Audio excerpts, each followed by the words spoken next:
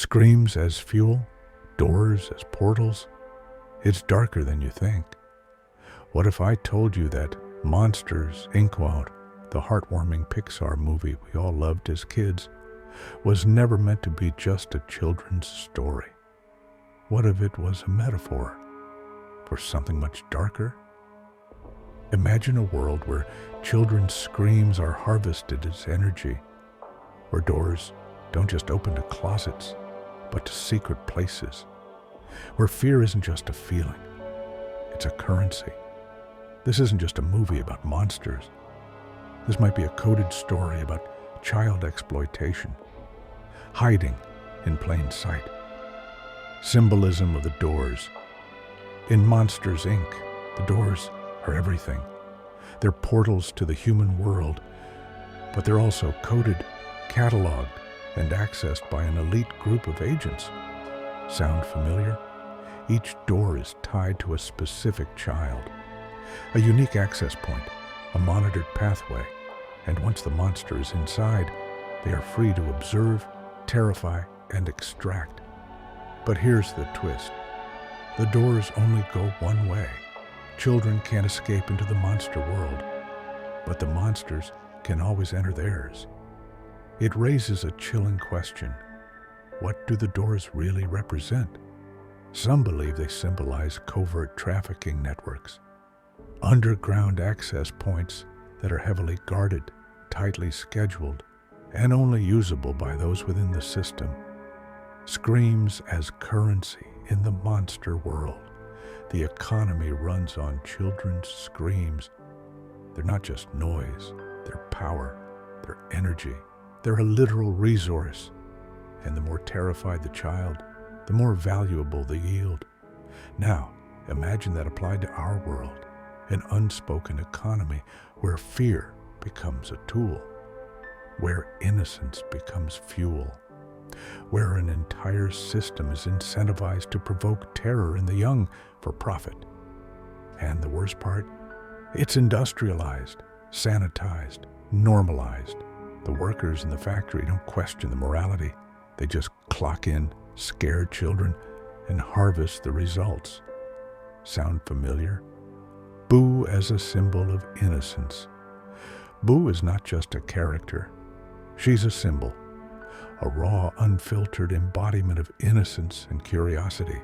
She doesn't fear the monsters. She embraces them. And that makes her dangerous. To a system built on fear, love is radioactive. Boo destabilizes the entire factory just by existing, just by caring, just by not playing along. And what does the system do in response? It isolates her, labels her as toxic, deploys containment units, treats her like a threat to public safety. Because in a world built on the exploitation of children, an empowered child is a liability. The system and control. Every child is assigned a number. Every scare is logged. Every door is activated under supervision. The factory runs like a well-oiled bureaucratic machine. But when Boo escapes into the monster world, chaos. Why?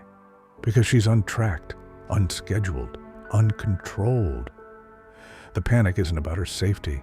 It's about the breach in protocol, the exposure of truth, the collapse of control. This isn't a fantasy anymore. It's a chilling mirror of how real-life systems respond when victims slip through the cracks. Not with compassion, but with fear of exposure. Real-world parallels in real-world trafficking. There are access points, codes, systems, gatekeepers, networks that rely on secrecy, routine, and the normalization of horror, just like the factory. Children are treated like inventory, each assigned a profile, a value, a vulnerability, and those in power, just like the monsters, are trained not to see them as humans, but as a means to an end. The monsters justify their actions because they believe it's for the greater good of their society. The workers don't ask questions, they follow orders. In our world, this mirrors how institutions and individuals look the other way. how fear and silence become the tools of complicity. The scream energy in Monsters, Inc. isn't just a metaphor for trauma. It's a metaphor for commodified innocence, a resource mined from those who have no voice, then buried beneath bureaucracies and public relations. And just like the film, the systems don't collapse until someone dares to care, until someone like Boo walks into their world and refuses to play by their rules. Pixar's guilty details. Let's talk about design, about choices. Why are the monsters always briefed in dark boardrooms with projection screens and confidential briefings? Why does Mr. Waternoose, the CEO, openly say, "I'll kidnap 1,000 children before I let this company die, and I'll silence anyone who gets in my way"? That line wasn't subtle. It was deliberate. And what about Roz, the slow-moving bureaucrat who turns out to be the head of a secret agency watching everyone from the shadows? She doesn't work for the company. She works above it. Just like in real-world conspiracies, there's always another layer, one that monitors, controls, and cleans up loose ends. Even the CDA, the Child Detection Agency, operates like a militarized cleanup crew, full-body suits, sterilization protocols, sirens, panic. It doesn't feel like a children's movie anymore. It feels like something else, something colder, something institutional. And the worst part? These are choices made by writers, artists, directors. Nothing in animation is accidental, which means someone made these details happen, and no one stopped them. The final thought. So here's the question we're left with. Was Monsters, Inc. a warning, a symbolic confession, or just another example of how truth hides in fiction? If all of this was truly accidental, then Pixar unknowingly constructed one of the most accurate metaphors for modern child exploitation in cinematic history. But if it wasn't accidental, what does that say about the people who made it? Maybe that's why Boo never says a full sentence. Maybe the silence of the child is the loudest part of the message. And maybe, just maybe, the next time you see a children's movie, you'll look beyond the laughter and start asking questions. Because Monsters, Inc. wasn't just about laughter. It was about control, access, secrecy, and perhaps, just perhaps, Sulley wasn't the hero we thought he was. What if Sulley was in on it?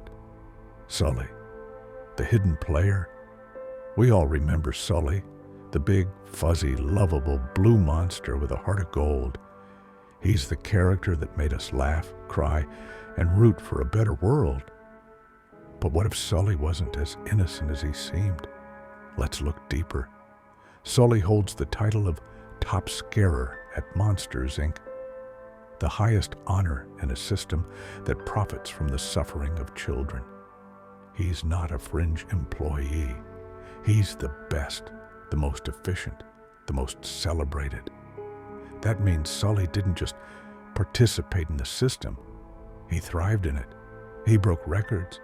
He perfected the craft. He became a legend by terrifying children to their core. And for how long? Years, without asking questions, without challenging the morality.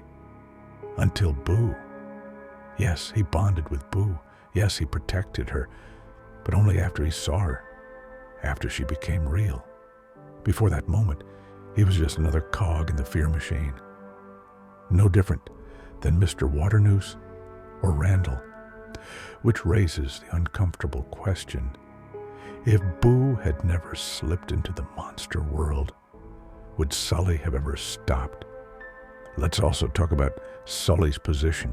As the company's top employee, he has access to doors, to codes, to executive briefings, to internal meetings with the CEO. He's not just a worker. He's elite, trusted, shielded. He's even complicit in covering up the truth in the early parts of the film.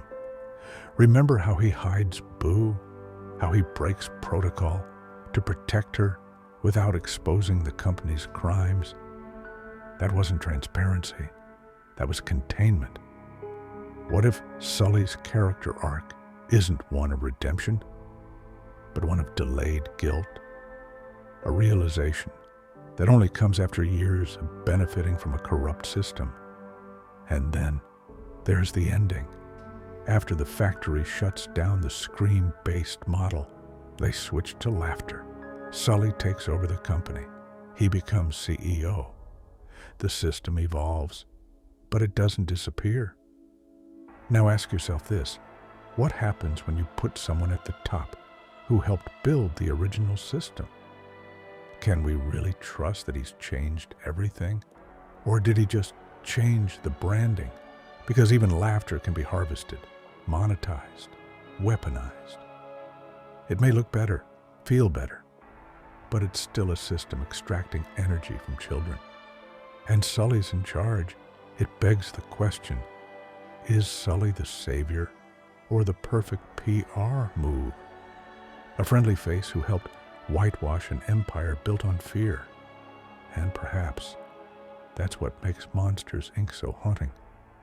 The real villain might not be Randall or Waternoose or even Roz.